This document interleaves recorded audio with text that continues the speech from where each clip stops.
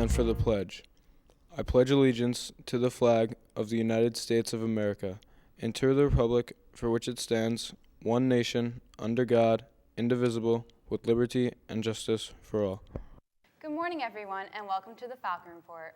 We're your hosts, Jenny Flood and Max Kutch. Here are your announcements for today. Time to start your college search.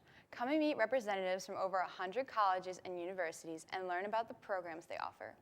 If you have any questions, please feel free to drop by the College and Career Center and speak to Ms. Gorman for more information. The Southern CT College Fair will take place on Tuesday, March 24th at the Webster Bank Arena in Bridgeport from 4 to 8. School representatives will be available to discuss your college and career goals. Juniors who missed the NHS meeting need to come and see Ms. Smigala in room 349 to pick up their applications today. Juniors and seniors are invited to walk with Andrew Burbank as part of the Burbank team on Sunday, May 3rd at 10 a.m. in the March of Dimes Walkathon at Jennings Beach. The goal is to raise $1,000. Contact him at atburbank@gmail.com. Back to you, Max. Thank you, Jenny. Time is running out to register for AP exams. Each exam costs $95. Students requiring financial assistance should contact Mr. Esposito in room 266 or by email at resposito@fairfieldschools.org to learn more. As of this coming Monday, March 16th at 11 p.m., a $10 late fee will be added to all payments. For those of you who are interested in reading the latest titles, the library staff is always showcasing the most recent books they have. Check out the book displays and Book of the Week bulletin board for the latest independent reading titles. The Raising Abuse Awareness for Teens Club will be holding its first badminton tournament on March 24th from 7 to 9 in the main gym. Tickets will be on sale in the main lobby until the end of the school day today, March 13th. The tournament is open to students and teachers. All proceeds will go to the Center for Family Justice to help fight domestic violence. There will be prizes for first, second, and third place winners, and the first place winner will have an opportunity to play the winner from Ward. Finally, if you're having trouble in a class or just need someone to help you understand a concept better, then you should come to the library on Tuesdays after school for Tutoring Tuesdays. There are National Honor Society students there who are capable of helping you with almost any subject you may have trouble with. Many of you already know about the new block scheduling this year. Here are Jesse Filling and Abby Cole to tell you the whole story. The new schedule for Ludlow will bring many changes. The administration has created the plans in order to provide more instructional time. Fairfield Ludlow High School has only 927 hours of instruction per course over the school year, while other high schools have 1,025 hours. In order to add this instruction, there will be longer periods with fewer classes each day. In this way, there will be less time spent in the hallways, which increases instructional time in the classroom. If we have fewer periods in the day, it'll just be a much calmer day and maybe reduce everybody's anxiety levels a little bit. Another benefit of this new schedule is that it will include a time for everyone to take a lunch period. According to Mr. Hatzis, these plans are highly beneficial for our student body. My opinion is that this is long overdue. I am very excited. I think it will change a lot of things for our students in a very positive way. The lengthened periods may cause controversy among the students.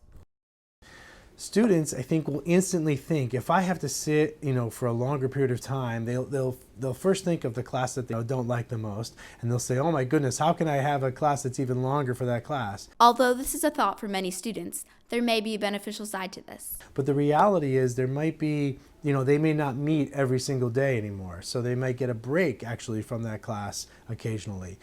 Also, your favorite class will now be lengthened as well, so the places you like to be will also be, extended. It's going to impact, how many classes we as teachers will be teaching on a daily basis, and also the length at which the classes will meet.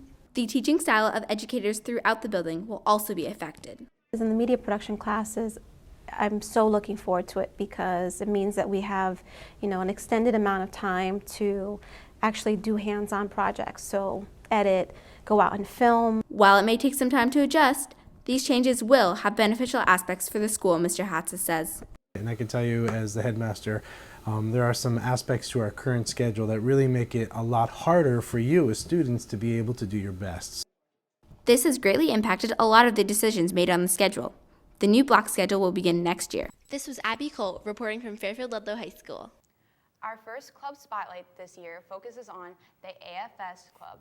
Jordan Winsenson, Mitch Head, and Greg Meiseglan took a close look at what AFS members actually do.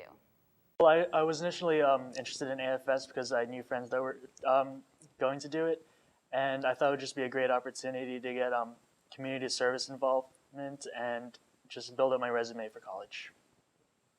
I decided to join AFS because I had heard a lot of great things about it when I was going into my freshman year. I think someone had told me about it when we were visiting, and I love doing community service. So. What makes AFS unique is the trip that we go on every year. It's a 3-day trip to typically go to Washington, D.C., except for one year we went to Philadelphia. And in that trip, we help the homeless, feed the hungry. One thing that has always stuck out to me is my first day doing service with the club ever. We cleaned a blind man's apartment and prevented him from getting evicted, and it was really scary how much had to be cleaned, but we by the time we were done we realized how much we had accomplished, and so that's really important. Made this big dinner for people who'd come into the shelter and eat dinner, and just get a warm meal and stuff like that.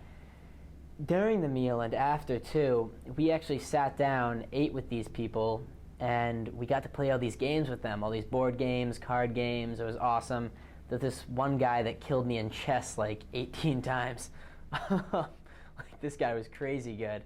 And you got to hear their stories, and some of this stuff was crazy. I mean, a lot of veterans, a lot of people who just down on their luck, and it's hard, and it's really intense, and right there, it's a lot different than many other clubs that you could experience here, and it's also a lot different than just being the person serving them food. You're actually going in and spending time with these people, getting to know them. This has been the Falcon Report. Have a great weekend.